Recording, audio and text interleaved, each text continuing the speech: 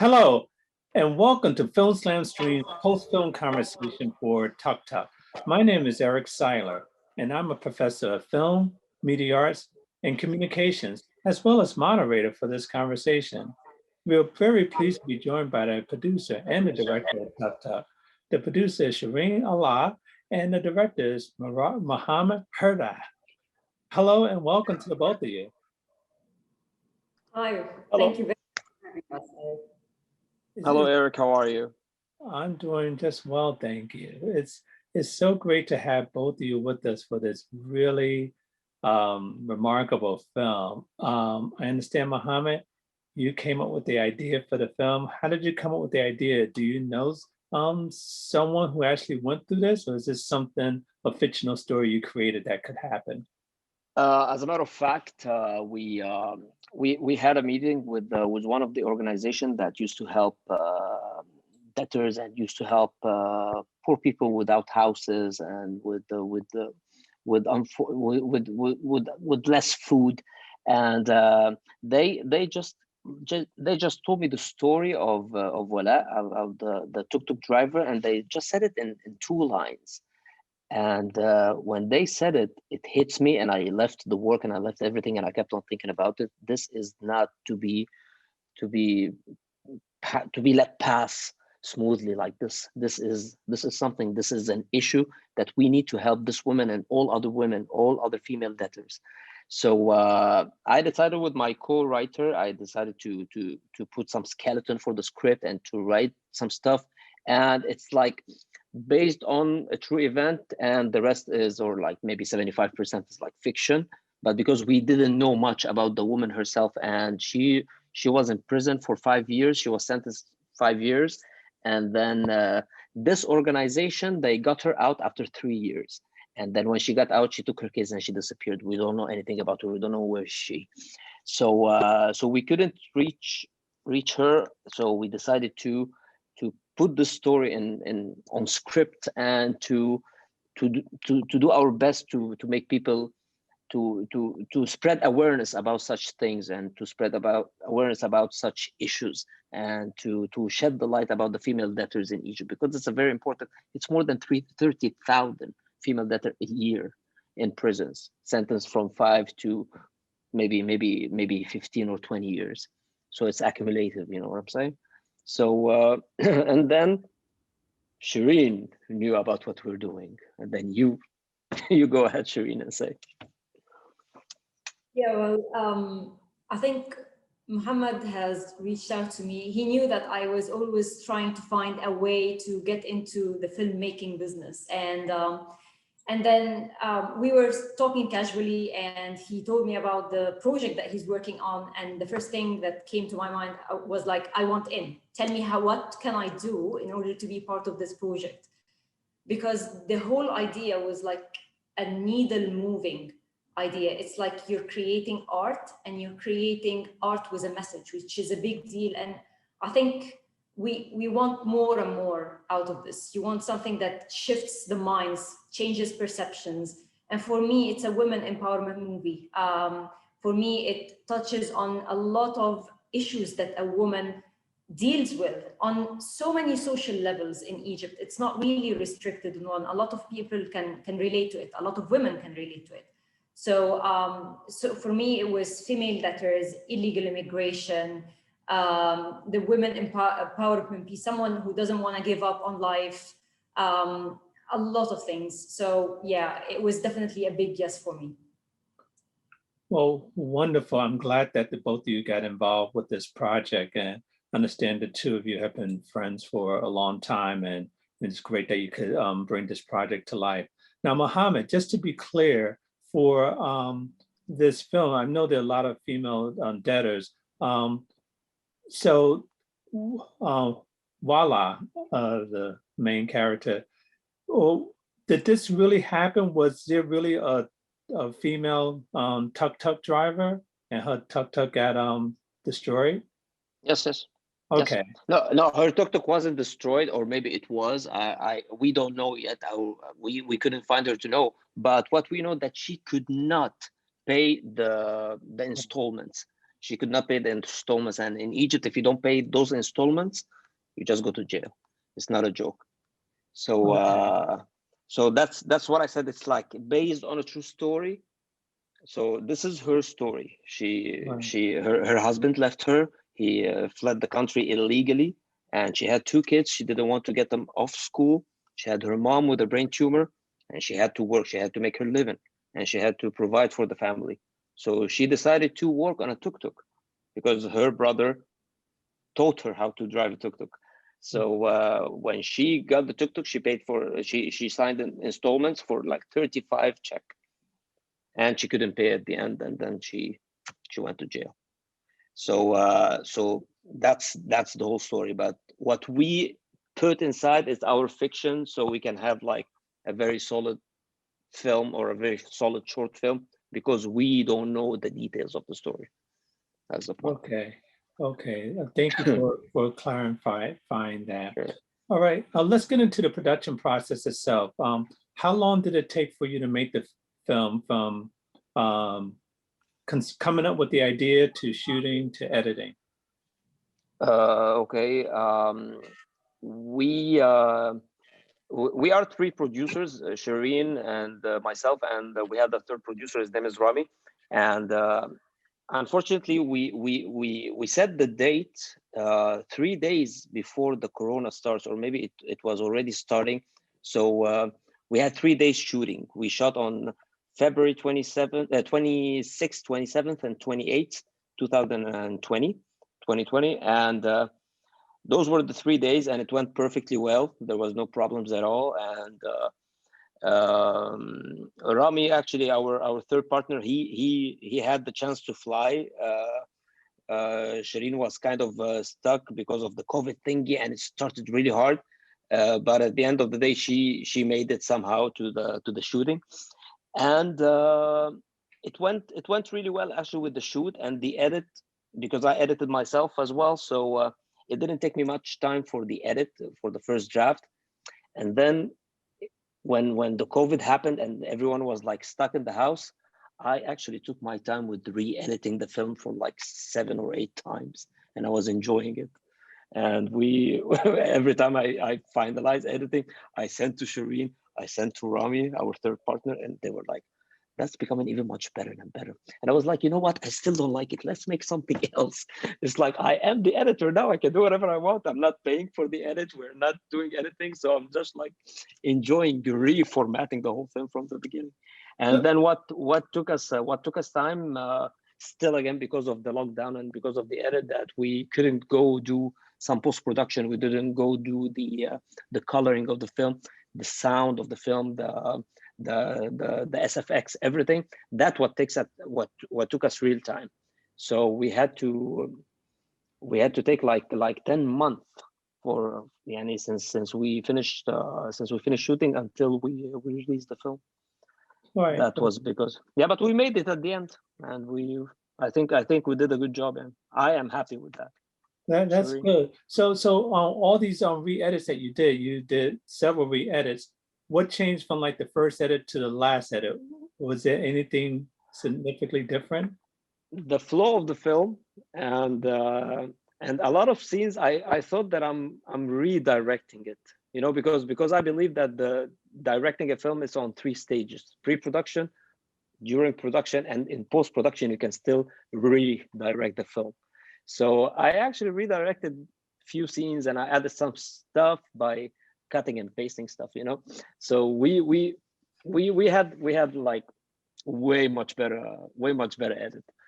And I'm happy with the last one. Yeah, I'll get to you in a second, Shireen. I just have another question for Mohamed. Now the scene with Wala dancing in front of the mirror and her tuk-tuk being burned. So that's something, did you think about that as you were filming, or when you got into editing, you thought about, I wasn't thinking about inserting the tuk-tuk getting burned in the dance, but I was planning it to have it after. So I decided to like do some inserts from the scenes of the death of her husband in the sea, from the tuk-tuk being, with the matches and the fire and everything. We even sound designed every single bit in the match. So when he just scratches. Mm-hmm. It's like it burns your heart. That's it. So these are the stuff that took us time, and these are the stuff that I was enjoying editing, because I didn't have a deadline. I didn't have a client on the top of my head. I didn't have someone who's saying we have to deliver. So it's like a lockdown. Everyone is happy. Everyone is is at home, and I was like, oh, let's do something better. Yeah, well, that's one good thing that the pandemic has done. It gave you time. Perfect. Yeah. Well, great. Now, Shireen, as a producer, I know you're one of the producers on this film. What specifically did you add to the film? I think maybe, and Mohammed can add to this, but I think maybe a woman's perspective to what hurts a woman. I mean, as a producer, I read the script as well, and I wouldn't say like I was reading it with the mind of a woman. What gets her going on, what hurts her, what motivates her. So I think maybe, and being a part of the production of this movie, I think tells a story on its own, because that means that a woman believes in the story that we're telling. So it tells a story of a woman. A woman needs to be part of that project. And I think it vouches for how much I believe in the story that it shows and the message that we want to deliver. You're being unfair to yourself. I'm sorry to say, you're being unfair to yourself. Every single scene, Shireen has an input in it.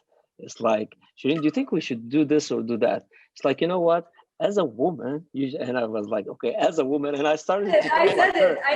And when Rami, our third partner, told me, do you think we should put this or that? I told him, as a woman, I think we should do that. I started to imitate her. They were making fun. No, but one of the most impressive parts that Shireen added to the film is, you've seen the film properly, right, Eric? I have. I mean, yes. You remember the scenes. Yes. There was the scene when her husband left the house, and he started to take the microbus, and he started to go to his way out of the country. There was a letter. There was a voiceover of a letter that he was telling her, good morning, and I had to leave, and now he divorced her. I changed this letter for 3 times because I didn't like the voiceover at all. And Shireen, she rewrote the letter from A to Z, and I didn't change a single bit in it. She rewrote the letter. She wrote it, I don't know about based on true experiences before with men or whatever, but she rewrote the letter. It seems like all the men that you may have ever witnessed in your life talking to their women, you just put them in one letter, in one silly aggressive letter. So she rewrote it, and I did not touch it. We made him do the voiceover one more time, and then that's it. So Shireen, what was it about the letter that you didn't like the first time, and what did you do differently? Tell us about that. Yeah, tell us about it. I think what I didn't like about the letter is I felt that it doesn't hurt me. I mean, if I was a woman reading the letter from the beginning, I wanted something that touches a woman's heart. I want what would, because she's a woman, she's in love with that man. You can tell that she loves him. She's enduring a lot of things. What would break her heart if she reads it? There was an element of selfishness because he's acting like he's not doing something wrong, he's doing it for them. So there is an element of denial, so that his conscience becomes clear that he's not leaving them for a bad cause, he's leaving them for a good cause. He wants to go and do business where he was. And I think for me, it was a letter of abandonment, and a lot of women face that. And I wanted to make sure that whomever woman listening to those words would actually relate to them, regardless what social background she comes from. So I think at the beginning it was a little bit cold. It was just a hello, goodbye, I did this, and that's it. The other one, I think I wanted to add an element of, I want my conscience to be clear. and I don't want to carry a burden while I'm leaving. And I would still take care of you, but if things help me out. So I just wanted to add that human touch to it. Well, it worked out quite well. What a great collaboration. It was my first time as a writer, and he allowed it, so I was quite happy. I'm very proud. Yeah, it's our first time for everything. I mean, Shireen, it's her first film as an executive producer. It's my first film as an executive producer and director and writer as well, and editor as well, and cinematographer. I it's too much. I need to stop doing that. I need to bring people, but it's because of the some of the people in Egypt really ask for a lot of money, so we don't have this kind of money. We have good money, but not this kind of money. So because I studied cinematography and edit in the States actually. So I had to use them. I had to use my skills as well. And it's first time for Shireen, first time for me, first time for the actress, and first time of a lot of people in a lot of cast in the film. Not her husband. Her husband, that's his fifth or sixth film. So yeah. Yeah. So speaking of the yeah. actress on Wala, what did you find her? Is this someone you knew, or did you have an audition process? تقولي ولا اقول انا؟ okay. So ولا her name is Ilham, and she was actually Miss Egypt 2009, and she is a very good friend of mine, and she was with me in School of Fine Arts when we were kids. And she called me and she told me, I've heard you're casting for a short film. I told her, yes, I am. She told me, okay, why didn't you tell me? I told her, I didn't know that you want to act. She told me, I want to be the heroine. I want to be the actress. I told her, okay, if you want to, just come, do the audition, do the casting, do the audition. But since the moment you will step in, we're no longer friends. I will do you a very fair audition. I'll give you a chance. But if you didn't make it, I'll shake your hand and then we go back to friends. Nothing is gonna be forcing me to accept you for whatever reason. And she actually came and she did the casting, and then she did 1 and 2 and 3 and 4 auditions, and she reached the shortlist. And then it was like the finals between her and another girl. The other girl was really good, but what made Wala win? Her eyes were really stronger than the other girl, although both of them were like so good. But the other girl had broken eyes or sleepy eyes, as we said. Well, her eyes is like that. It's like challenging. So I was like, you. And everybody said, oh, you took her because she's your friend. And I was like, I swear to God, no. But she did well. Actually, she did great. She did. Now, Shireen, did you have anything to do with the actors at all, especially with Wala, being a woman? Mohamed was sharing with us, both me and Rami, the first round, second round. He was taking our inputs, I think. But again, at the end of the day, you need to listen to the director. I mean, he's feeling. He has a vision in his mind that he wants to put on the screen. And I think we would give our inputs and feedback. He would take them, which is great. But at the end of the day, we do realize that we want his vision to be on the screen. Absolutely. Now, one of you can answer this. Are there any actual female tuk-tuk drivers that exist?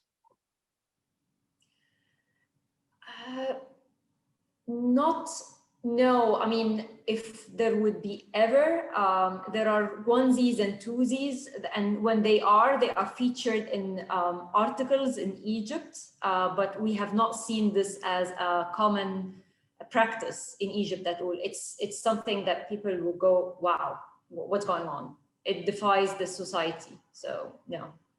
It's like we've seen like one or two in news article or on TV. Yes, exactly. But we're not saying that they imitated the film, but no, we saw this actually after the film, and people started sharing it with us. It's like, look, there are like female tuk-tuk drivers, and I was like, wow, okay. But it wasn't even in We're Egypt. happy It with was, that. I think it was one, we saw one in Sri Lanka, I guess, and one was on a tricycle in Egypt. So yeah, it's just, we haven't seen it before the movie for sure.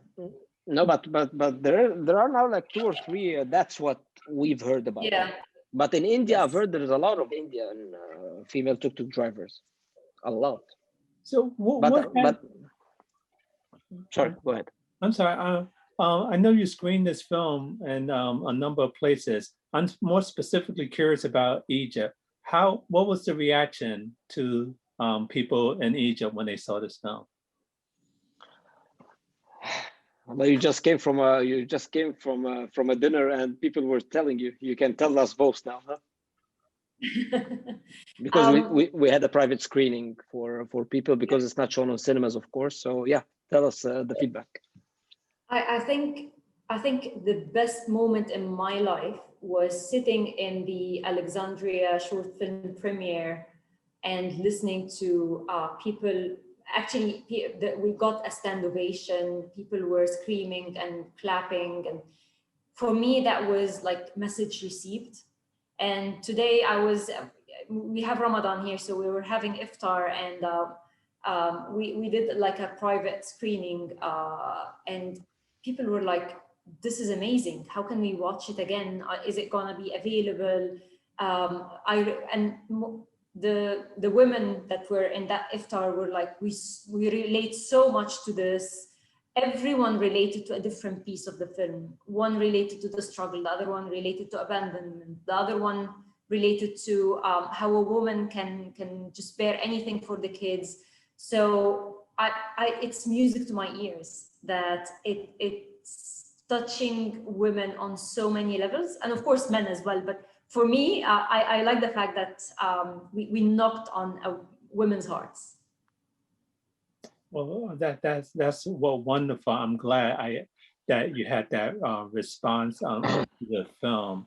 I mean, it's just Mohamed, what has anything surprised you throughout the whole process? Maybe from the production, or maybe to the screening. Anything during this whole process that surprised you, or you're just very, pleased about, or anything? Actually, the feedback after people have seen the film, that's what surprised me, because before showing the film, I had to take like some people's opinion about, okay, this is my first film, so I need experience's opinion. And I was like, this is a terrible short film. And I was like, why? Because this is like too much details and too much information in 26 minutes. You cannot do that. And I was like, I'm a storyteller. I'm telling a story. And I was like, no, you don't tell a story in a short film. You tell a story in a feature film. But in a short film, you tell a situation. You tell a little joke. You tell a very tiny story about 2 people. That's it, not much. And I was like, why? Why? Since I can do this in like 26 minutes. And I was like, no way. And then I discovered that the people in the field in Egypt, they did not like much the film. I mean, in Cairo Film Festival, I mean, I wish from the bottom of my heart that Cairo Film Festival was the world premiere. I really wished. And they did not choose the film. And that was really disappointing for me, because I attended the festival. It was made, it was done, and there was a lot of people attending, and I attended the festival, and I attended every single short film. And it was like really bad films and really bad foreign films. And I was like, you are Cairo Film Festival and you are doing it in Egypt. Why not take an Egyptian film that is just like the world premiere in your festival? So it was kind of mixed up, because I knew later on, because they did not like this sort of film, this sort of storytelling. And then I discovered that the whole world outside of Egypt loved the film as filmmakers and as festival executives and festival programmers. And the people in Egypt, the audience, they fell in love with the film. They fell in love with the film. They did not care that it wasn't chosen in Egyptian festival. They did not care about anybody who is in the industry that refuses the idea of the long story in a short time. They just love the film. And if Shireen was saying that people are just like clicking and knocking on the doors of females and males as well, and males and little people and kids and parents and everything. So that was really surprising for me to see all those audience in love with the film, and they were not joking. They usually tell you, we came to congratulate you. We came to attend we came to attend the premiere because you're our friend. And then there was like crying in the end of the film, and they were like, oh no, we want to see it again. And some people actually got out of the theater and just got in again, because we played the sixth time in 3 hours. So people actually, they went out and they got in again, a lot of them. And I was like, okay, I'm attending with you guys. So that was really surprising, that audience loved it. And in Egypt, the industry was, I don't know, maybe they were refusing me or refusing the idea of the film. I don't know. I'm just waiting, and I know that Shireen will kill me because I'm talking like this now. But yeah, it's I know, but it's I think it's the truth. I don't know which I don't know. Yeah, all festivals have reasons, and maybe it was just too close to home and they didn't want to stir up any controversy. But anyway, still, it was, and no one could say it wasn't a great film. I know we've gone over, but this has just been so interesting talking with you. One thing I just want to add was the person who played Saeed in the film. I think he did a remarkable job. I mean, he was not a good person. We did not like him. And for us to feel that way means he did a really outstanding job. Is that someone you found through an audition process, or did you know him? Yes, actually through audition, yeah, as well. Audition, okay. Yeah. So I'm sure Mohamed, you were able to lend something to his character to give him a more male and arrogant and bad perspective. He did great. He did great. I mean, yeah, everybody was in love with the character of Saeed. Yes. Everybody was in love with the character of Saeed. So what's next? I mean, the two of you can't stop working together. What's next? Are you doing something next? Please say that you are. Yes, we are. We're entering into a new project, but this time it's going to be a series. Again, it's we're definitely excited about it.